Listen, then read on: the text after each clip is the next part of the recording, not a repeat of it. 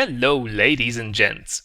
It's tank review time once again, and today I would like to talk about one of my secret favorites in the lower tiers, the massively underappreciated SU-85B Tier 4 Soviet tank destroyer. And when I say secret favorite, that's actually a huge compliment for a machine that directly has to compete with legends like the Hetzer, the Stug, or even the T-40. This tier is just super strong with tank destroyers, and today we will have a look at why the SU-85B can more than stand her ground even in this crazy competition. As usual, we will start off by having a look at the history of this machine before we get down and dirty with the numbers. Or better to say, we would if there was actually any material to be found online about it. Apparently, this was a late modified version of the widely used SU-76, basically slapping an even bigger gun on it, but this version never actually did see mass production.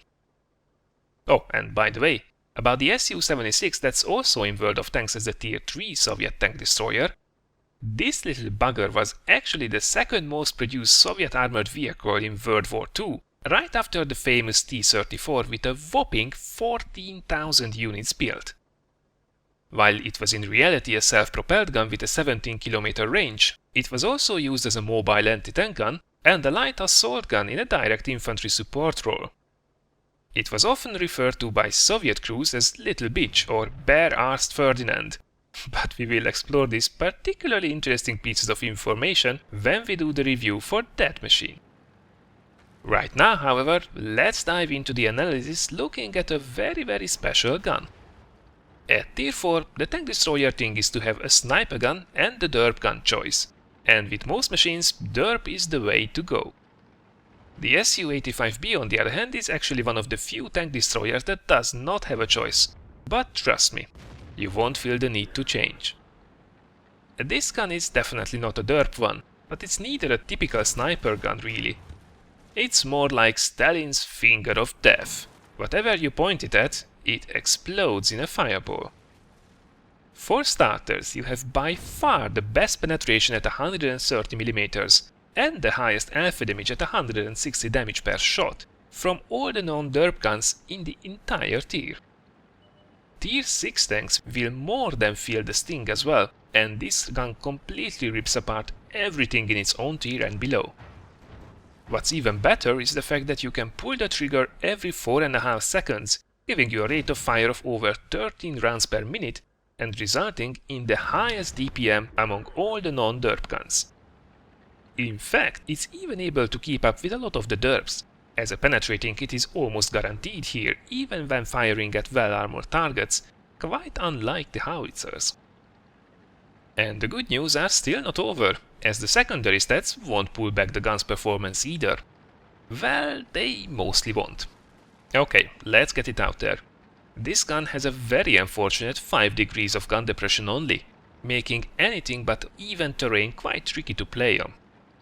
Apart from this, however, the rest is absolutely fine. 2.3 second aim time? No problem. 0.38 meters accuracy? Well, it's not the best, but actually it's not bad at this tier. 22 degrees gun arc is again alrightish, and the gun traverse at 44 degrees per second is actually top-notch. Now, as usual, it will be the protection that will suffer in exchange for all this power. You are truly a paper dragon, a glass cannon by the book. Being one of the most weakly armored tank destroyers out there at Tier 4, with 25mm of protection from the front and 15 on the sides and rear, plus being open-topped is really not a life insurance. So not getting shot at should be your primary goal. Really, this machine does not have weak spots, it has tough spots, and even on those you can just go through with a teaspoon. Your health pool and camo values are quite average, so let's move on to the mobility. Now you might be a glass cannon, but at least you will be a fast one. The 43 km/h top speed and the 16 horsepower per ton power to weight ratio might not be the best, but they are still quite good and will make you feel light and agile. The impressive 38 degrees per second hull traverse will only add to this comfortable feel. And last but not least, view range, while having been nerfed quite heavily back in patch 9.6, is still average with 310 meters, and signal range is just the same with 525 meters. This machine is then a true tank destroyer, stealthy, with a scary gun, and it absolutely hates being spotted.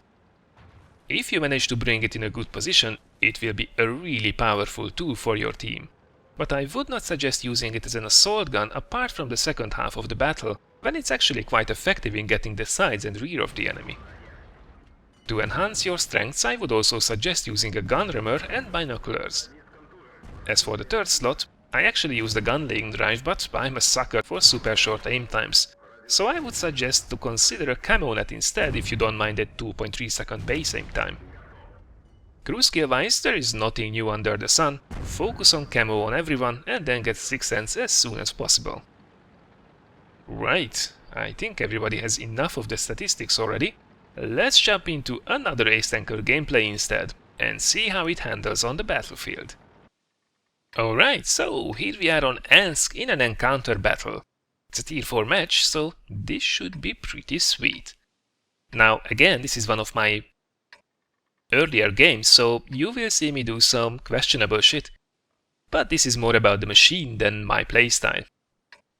Now, beginning of the match, especially on encounter, it's basically standard to stick to this front in a tank destroyer, go to a sneaky position, and I will definitely take a relatively aggressive one, going to that little house and using the bushes next to it, and try to see if somebody tried to push through the open or down at the factory.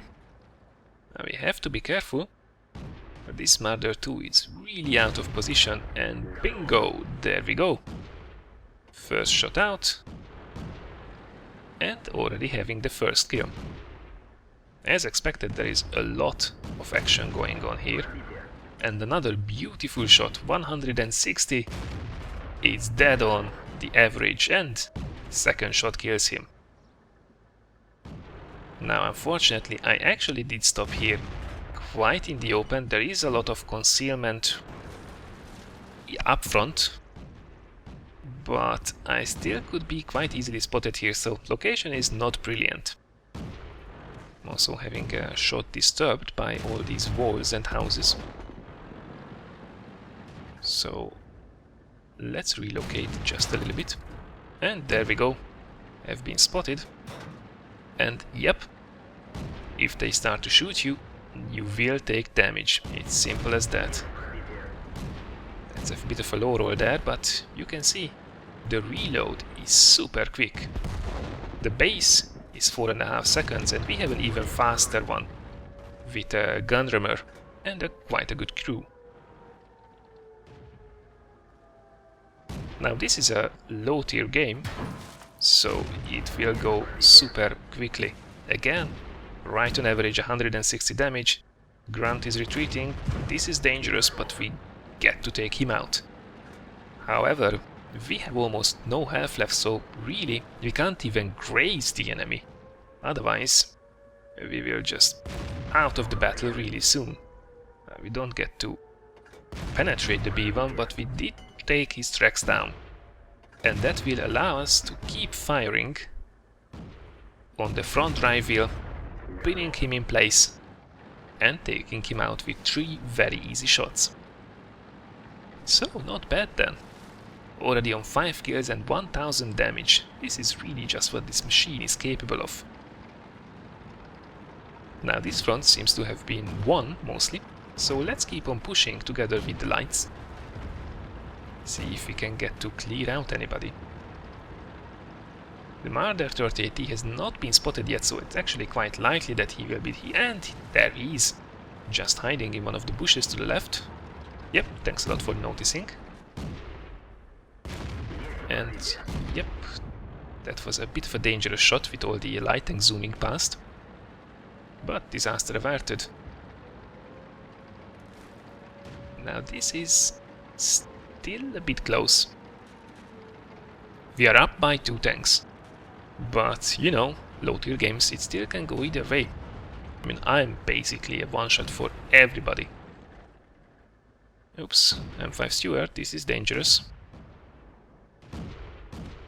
Come on, there we go. That should make it very easy for the M8A1 to finish him.